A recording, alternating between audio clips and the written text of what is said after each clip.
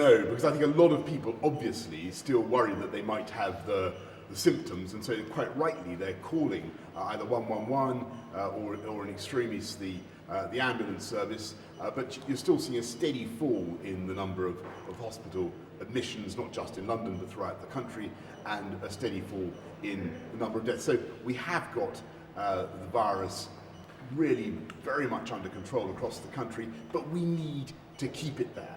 And that's why we're continuing to take every possible precaution. So is that we do think that masks have a great deal of value. Obviously they're mandatory on public transport, on the tube, but they have a great deal of value in confined spaces where you're coming into contact with people you don't normally meet. And what's been interesting on the face coverings issue in the last few months is that the scientific sort of evaluation of face coverings and their importance in stopping aerosol droplets, that's been growing.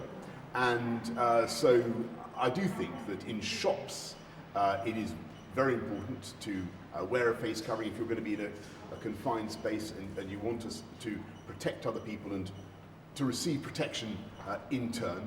Yes, face coverings I think people should be wearing in shops. And in terms of how we do that, whether we make it mandatory or not, we'll be looking at the guidance. We'll be saying a little bit more in the next few days. But I think that as throughout this crisis, people have shown amazing sensitivity towards other people and understanding of the needs to get the virus down by doing things cooperatively. And I think wearing masks is one of them.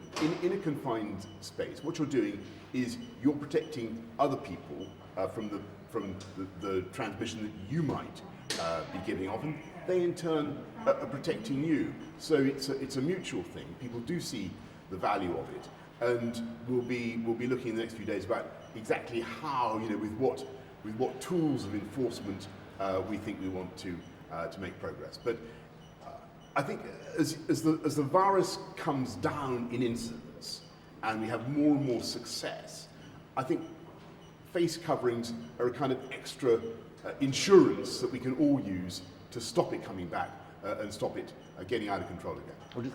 People have gone to huge lengths, office spaces, people have gone to huge lengths to make their businesses COVID secure. So they're installing washing facilities, they're installing screens, they're installing social distancing measures, doing all sorts of things to make the workplace safe. And what I want to see is people now who've been working from home for a long time, now talking to their employers, talking to their place of work about the steps that have been taken and looking to come back to work in a safe way. And I think that's got to be the key thing. It's where businesses made a huge effort to make the workplace safe.